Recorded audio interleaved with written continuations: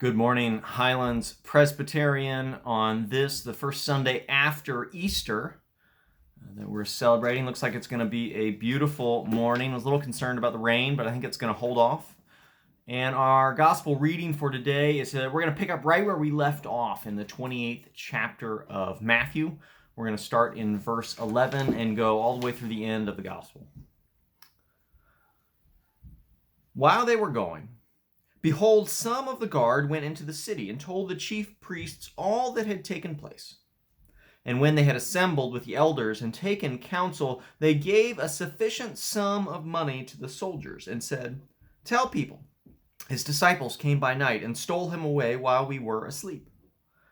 And if this comes to the governor's ears, we will satisfy him and keep you out of trouble." So they took the money and did as they were directed. And this story has been spread among the Jews to this day. Now the 11 disciples went to Galilee, to the mountain to which Jesus had directed them. And when they saw him, they worshipped him, but some doubted. And Jesus came and said to them, "All authority in heaven and on earth has been given to me. Go, therefore, and make disciples of all nations, baptizing them in the name of the Father and of the Son and of the Holy Spirit, teaching them to observe all I have commanded you. And behold, I am with you always to the end of the age." This is the glorious good news of the gospel. Thanks be to God. Life can change very quickly. On Wednesday, we went out for a family walk, and the kids were on scooters. It's a beautiful night. We were just going to go out for a short walk, get outside, get some of that energy out. And we were going, and Danielle is scooting along, and all of a sudden the wheel finds a crack, and she falls over and now has a cast from her sort of mid-arm all the way down. It's not a terrible break. It's probably 4 to 6 weeks and she'll be fine, but it was just like that. It was so fast, and life changes, right? And it's amazing how life does that. I was driving on last Monday, to go get my vaccine, and I was driving along on the freeway, and somebody was getting on the freeway, except rather than continue in the ramp, they just started to cut over into traffic and missed clipping the back of my car by about 2 inches. And I kind of started thinking about what would have happened had they hit it, and basically I would have been going sideways at 70 miles an hour, and physics would really not have been in my favor at that point. And it was amazing. I was just in the zone, driving along, not really thinking about much, and then all of a sudden, in an instant, it could have all changed, right? Life happens like that. There's so little that we really know about how the future is going to go. We think that we will know, but life can change so fast. And when it does, how do we react to that? What's the next step look like when these moments of change happen? How do we deal with that, right? Life is all about building a foundation. And it's so often that in those times of crisis, often that we really understand what our true foundation is, right? So often we just kind of go along without thinking about it. We get so caught up in sort of the busyness of the day, right? We've got 3 kids. Rachel and I sometimes have days where we talk about how many movies can we let the kids watch and still be considered good parents, right? There's days like that where you're just trying to make it through. And so, we don't make intentional choices, but we are still building a foundation every day with every choice. Or every moment where we don't make a choice, we're building a foundation. And what are we building that on? Is it about our kingdom, our plans, or are we focused on God's kingdom and God's plans and buying into that, investing in that eternal kingdom? And it's in these tough spots where we discover, have we been relying on our own strength, or have we been investing in God's kingdom, right? So last week we celebrated Easter through the lens of Matthew's gospel. And in it, so the faithful women go to the tomb early in the morning. They're going to care for Jesus, and then an angel shows up. The stone is rolled away, and there are guards there. And they say the guards shook and became like dead men, right? While the dead man inside, is bursts out into life. And so we don't know much about the guards, right? We don't know their religious background, but we know that they've witnessed something remarkable. They've been a part of the most amazing morning in the history of the planet, and they've got to figure out what to do with this, right? Partly because you had one job, right? You were guarding the tomb. You keep the dead people inside the tomb, right? A fairly simple job in most circumstances, but this was not most circumstances.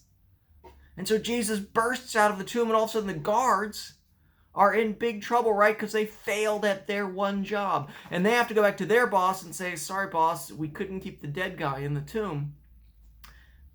And that's not going to be looked kindly upon in a society where the Romans, they killed a lot of people. That was the punishment. And so the guards, but they've witnessed something incredible, and they're trying to make sense of it. And so what do? They do what a lot of people do in a crisis. They go to the church. They say something beyond explanation has happened, something that has shaken the foundations upon which we have built our lives. And so we go to the church in the hopes that the church can help them make sense of it. But what they discover is that there in the church, the leadership of the church is not so focused upon what God might do, about the incredible things that God is doing in their midst, but the leaders in the church are worried about, how do we protect our power? How do we protect our reputation? What about us? And so what ends up happening is that rather than consider this a miracle that could transform society, rather than think about the amazing things that this might mean, that this man who claimed to be the Messiah has risen from the dead, rather than consider that, they concoct a story about grave robbers. And they basically tell the soldiers that they'll take care of what they see as a problem, and they'll solve it. And so not only do they reveal that their foundation of their life is built on their own kingdoms, on their own reputations, on their own positions of power, but they also miss the chance to tell and interpret to the soldiers the incredible thing what's happened. They miss the chance to reconsider that, hey, maybe we were wrong, and maybe he really is the Messiah. And so they miss being able to witness to these soldiers who are trying to make sense of what happened. And so they've gone to the church, and the church has failed them. And so then, we look at this and we think, well, okay, how do we make sure our foundations are in the right place? How do we make sure we've invested our life in the right things? How do we make sure that we're truly following Christ so that when those crises happen, because they always happen to all of us, none of us are immune from this. How do we make sure that we're in a place where we're looking to God and not just relying on our own strength? And we think, well, I have doubts, right?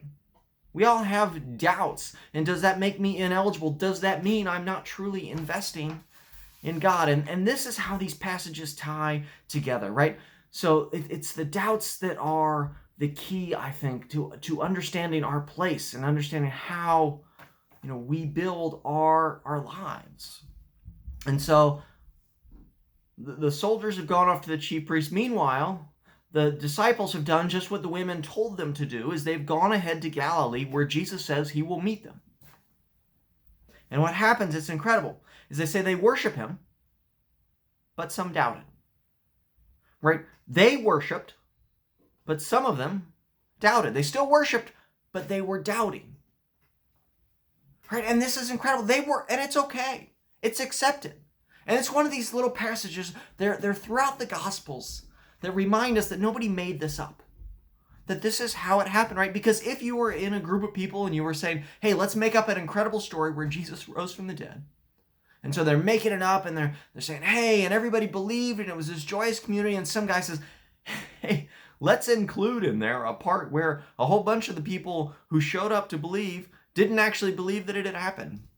Like, nobody would add that in. Nobody would say, hey, that's a great idea. That's going to really help this thing take off.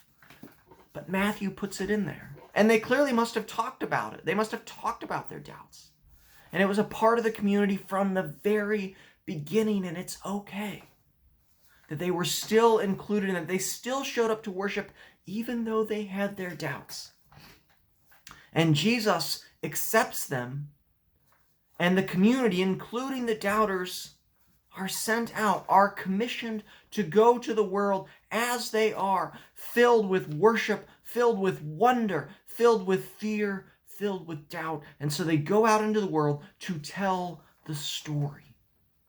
And we're a part of that community, right? From that moment, they've been sent, and we're a part of that community. And so we, who are filled with worship, who are filled with wonder, who are filled with fear, who are often filled with doubt, we are a part of that. And so we tell the story. And note the two things that Jesus tells them to do, right? To go reach out and evangelize those who do not believe, to tell them the story, to make disciples, right? This is not just drive-by evangelism, where it's a short transaction. This is making disciples. This is a long-term relationship-infused event where you're building relationships as you are going in your life and sharing the good news of the gospel, weaving the threads of the gospel story into your relationship with people who do not believe, so that they may come to know, even though they may have their doubts, that they may come to worship. And so we make disciples, we invest in relationships. And then Jesus says, teaching all that I have commanded, right? And so this also is long term, right? Jesus has been teaching the disciples for 3 years. And so Jesus says, teach everyone, teach those who have been baptized everything that I have commanded. And so long term, invest in relationships, build a community of people, investing in one another. And all of this is possible because of what it's bracketed by, right? All authority in heaven and earth has been given to Jesus. And so the one who has the authority, we've seen the magnitude of his love, because his love is so great that he's willing to go to the cross and die for all of humanity. And so the one who has authority is the same one who pours himself out for the sake of the community. And so he has authority, and he will be with us always to the end of the age. These are the things that bracket the command. This is what makes it possible for us to be a community, because we can look to the one who has authority and say we can trust him, and we can say he will not abandon us because he will be with us even to the end of the age. And so that gives us confidence to go out into the world and tell the good news, and to be honest. To be honest about our wonder and awe, and to be honest about our fear and our doubts. And so, friends, it is this incredible resurrection community in which we are a part. And if you have questions, and if you have fears, and if you have doubts, that's okay. You're in great company, because even the first disciples, right? If you think someday I'll get rid of all my doubts, realize that these people had spent time with Jesus Christ, the Messiah. They had watched him die, and then they were with him when he was resurrected. They were with the resurrected Christ, and they still had doubts. They still weren't sure. And so certainly it is okay for us to have doubts. But those doubts don't stop us. We are still commissioned under the one who has authority, and with the one who will be with us always, Emmanuel, God with us. We are sent to build relationships, to tell those who do not believe about the glories of the kingdom, to taste and see that the Lord is good, and to teach one another all that Jesus has commanded, to let our life be one in which we invite and we teach. We invite and we teach. We show the love of Christ and we invite. May we tell the story. May we be honest about our doubts and invite others to come in, to doubt their doubts, to ask the questions, and to find that in Jesus Christ we have the true hope of all creation.